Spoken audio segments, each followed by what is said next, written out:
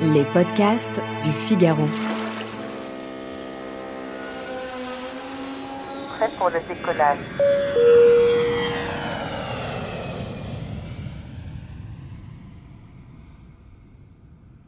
Bonjour Laurence Caracalla. Bonjour. Vous êtes écrivain et journaliste, mais aussi une spécialiste des bonnes manières et du savoir-vivre. Vous avez récemment écrit Les 100 règles du savoir-vivre et Les 100 règles du savoir-vivre au bureau, tous deux parus aux éditions du Figaro. Alors selon vous, y a-t-il un savoir voyager comme il existe un savoir-vivre ? Je crois que c'est évidemment intimement lié. Quand on a du savoir-vivre dans la vie quotidienne, on devrait, normalement, en avoir aussi dans sa manière de voyager. Malheureusement, parfois, on a tendance à oublier tout le savoir-vivre qu'on connaissait bien dans sa vie quotidienne, mais dès qu'on met un pied à l'étranger, comme par hasard, pour une raison que je ne m'explique pas, on a un peu tout oublié. Et le touriste français, quelle image il a à l'étranger ? Une très mauvaise image. Si on interroge les professionnels du tourisme, ils n'aiment pas beaucoup les clients français, qu'ils trouvent arrogants, mais ça, cette arrogance, on la retrouve dans le monde entier quand on parle de nous, malheureusement. Ils les trouvent pas très bien élevés, très exigeants, et qui ne se comportent pas forcément très très bien avec le personnel hôtelier, par exemple. Mais il paraîtrait que ça s'arrange, qu'à force de dire sans arrêt aux Français qu'il faut qu'ils changent d'attitude, il paraîtrait qu'ils ont commencé à en changer. Alors, on va essayer de leur donner quelques conseils à ces touristes Très français. bien, oui. On va commencer par les transports, qui est un endroit où les gens quand même se chamaillent assez régulièrement. Il y a cette fameuse question qu'on se pose souvent, qui est la question de l'accoudoir.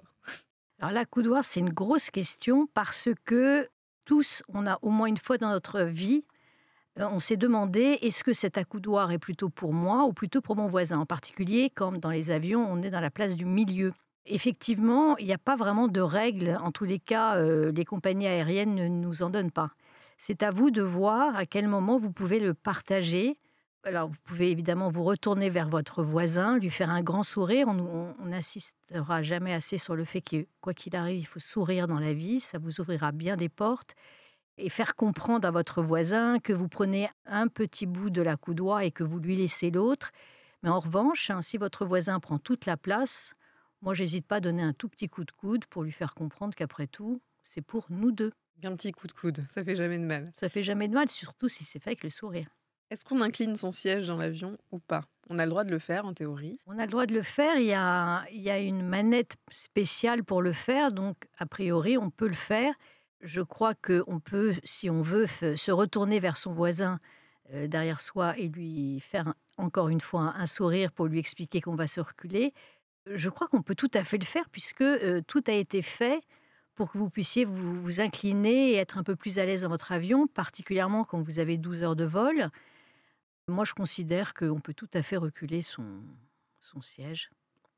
On n'a même pas rien à dire à son voisin derrière, qui lui-même va reculer son siège, et la personne derrière lui va aussi reculer son siège. Voilà. Oui, au final, si tout le monde recule son siège, Si tout tout, le monde tout va recule bien. son siège, tout le monde est, tout le monde est heureux et tout le monde peut essayer de dormir en tous les cas. Et quand on voyage en famille, par exemple avec des jeunes enfants, est-ce qu'il y a quelques règles de bonne conduite à connaître ? En avion, par exemple. Pour les parents, en tous les cas, ils savent que pour un enfant, un petit enfant, un voyage aussi long, c'est très difficile pour eux. Ils s'ennuient beaucoup, donc c'est à eux quand même de préparer le voyage, leur donner des petites activités à faire, des petits coloriages, pourquoi pas, des jeux vidéo, même si on est contre. Là, il y a quand même des moments où enfin, il faut tout faire pour que ces enfants soient calmes et n'ennuient pas les autres passagers.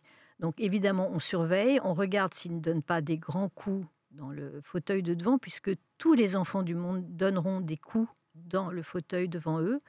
Je ne sais pas pourquoi, mais en tous les cas, ça les amuse beaucoup sans doute.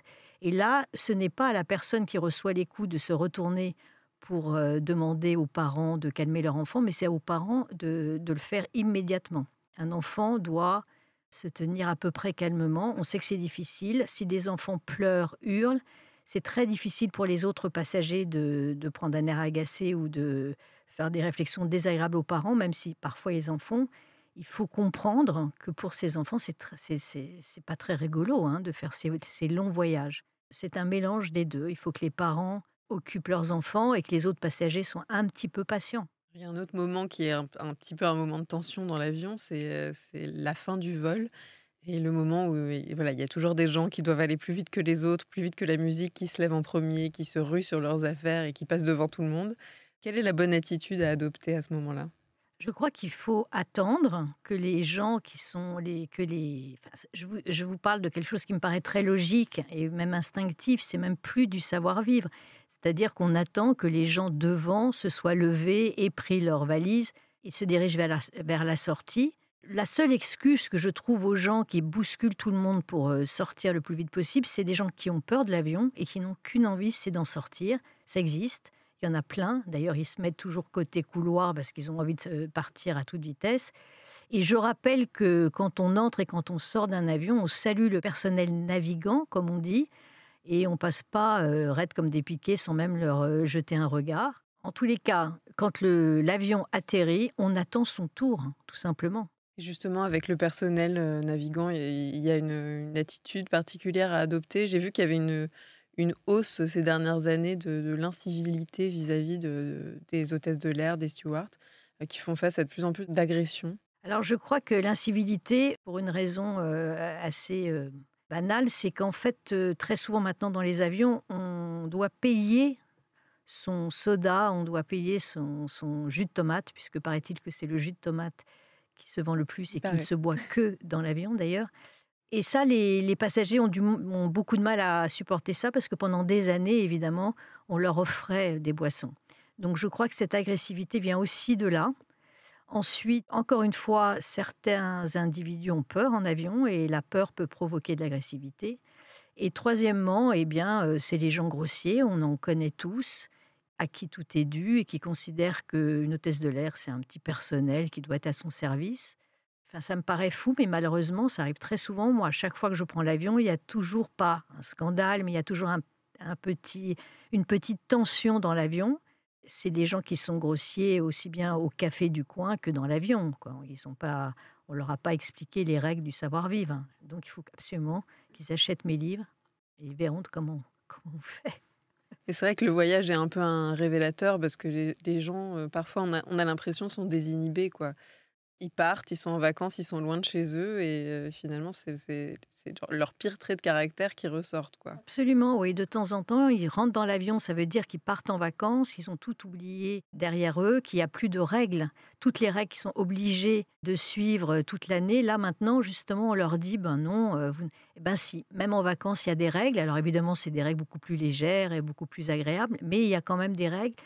Il y a une base qu'il faut toujours avoir en tête et c'est vraiment pas du tout difficile de les appliquer en vacances. On ne vous demandera pas de vous tenir droit, de faire des tas de choses. On vous demande simplement d'être correct et surtout respectueux. Le respect, c'est ce qu'il y a de plus important, c'est même la base du savoir-vivre de toute façon. Vacances, j'oublie tout, mais pas les bases, de la Voilà. politesse. Alors là, on sort de l'avion, il y a un autre moment délicat quand on est à l'étranger, c'est le moment des repas.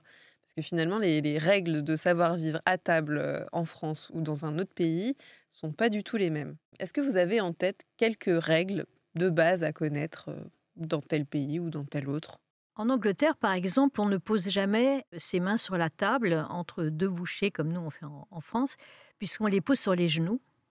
Une autre règle de savoir-vivre, parce que j'en suis à l'Angleterre, on ne dit pas de mal, du roi Charles, par exemple, à table, parce que ça pourrait mal se finir.